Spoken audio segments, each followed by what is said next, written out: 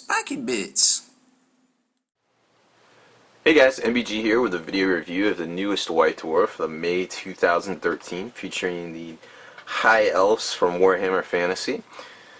As you can see on the cover here, there's some very interesting looking new models coming out with this incarnation of High Elves, so we'll take a look at that here in a minute. This issue here is 150 pages, and it's keeping, let's take a look at the table of contents, keeping in line with its normal, I say normal, it hasn't really been a normal for a year now. This newest design here, it's been roughly, like I said, 150 pages. About a third of them are product placement and going over new releases per the norm. So about 43 pages or so. So here's the contents. Main highlights here. We got the new releases, a battle report, a two-part parade ground. Featuring Titans and also, what was it, Dreadnoughts. Then we've got Army of the Month, Armchair General, which is a new feature that we have not seen before. A couple of things, a new Citadel Hall of Fame, Blanchitsu. Second, like I said, it was two-part Parade Ground, Kit Bash, Paint Splatter, talking to Jeremy Vitoc. There was also a thing in here from Jervis Johnson. So now we got Jervis Johnson and Jeremy Vitoc, three months running here. And a couple other things this month in is the quickie in the back that they can kind of slide stuff in that before it goes to print. So let's take a look. Like I said, about the first 43 pages or so are complete, going over the new products and different things like that. Here's, of course, is the new High Elf miniatures, and I think they remind a lot of people that were around in the 90s of Pokemon Fire and Ice. So very similar. I know you guys were thinking it, some of you out there, I'll go ahead and say it, but the models look cool. I mean, it looks like it's got some interchangeable kind of back feathers, I guess you're gonna say. You can go kind of ice or fire. I'm not sure how good these are in the battle. I mean, reading the battle report, they just seem like they swoop around, just kill everything, get behind rear arcs and all sorts of different things, just blast stuff. And the Phoenix actually comes back, which is kind of neat. Of course, it's a Phoenix, but anyways.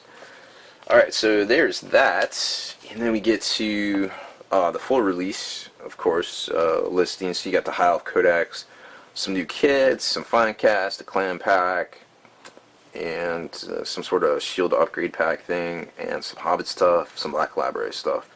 Nothing too super crazy.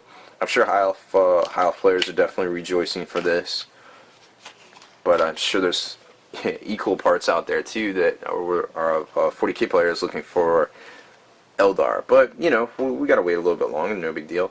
So here's the Army of the Month, Mark Bedford's Blood Angels. Mark Bedford is, of course, a Forge World designer and sculptor and painter extraordinaire out there in England, and of course this army looks amazing as per his norm.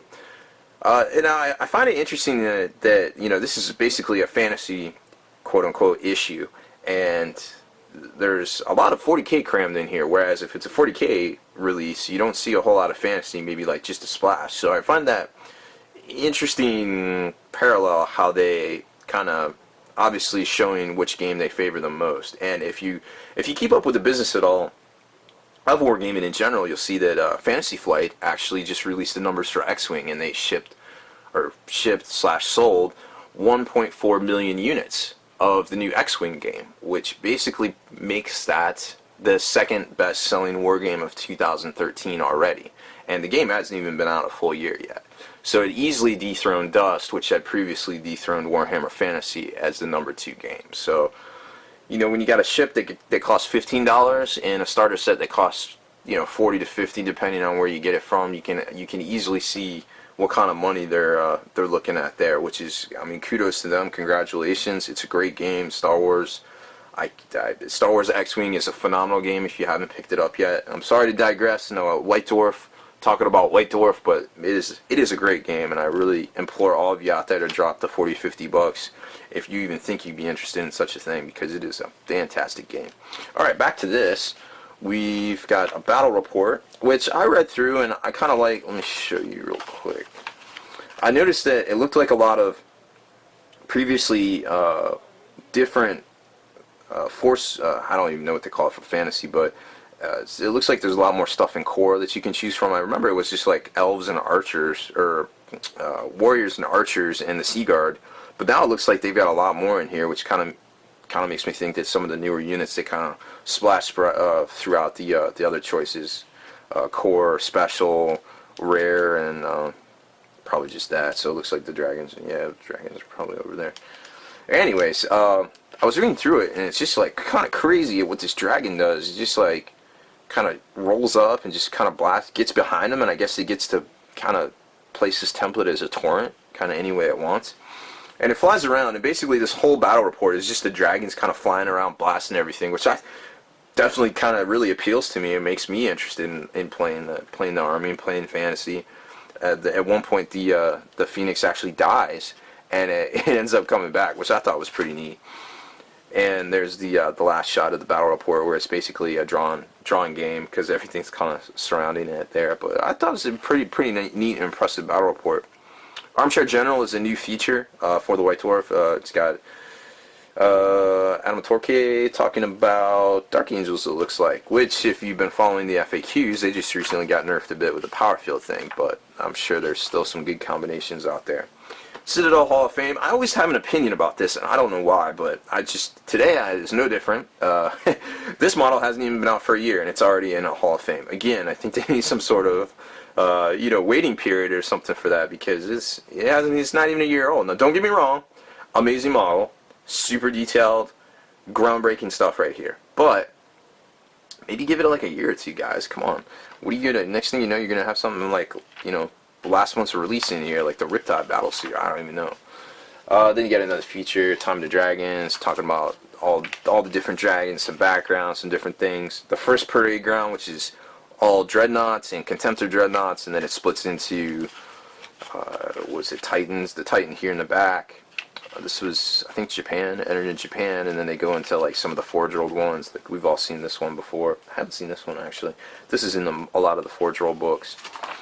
Paint splatter this month doesn't feature any crazy like vague heavy metal how-tos. It's just like straight 1, 2, 3 how it works, what brush, yada yada, which I think is pretty good.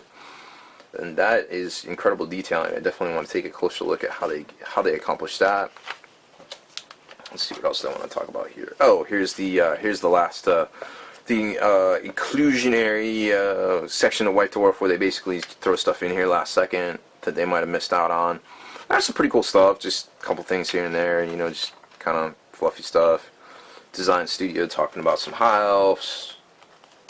I don't know about you, but that Dungeons & Dragons cartoon from the 80s, where the main character had that bow, he just basically never had to reload it, just kind of pull it back. That's what that definitely reminds me of. I'm sure somebody at the Design Studio saw that too. Oh, I wanted to show you these. These are crazy looking Night Lords, man. I was like really impressed with how good these look.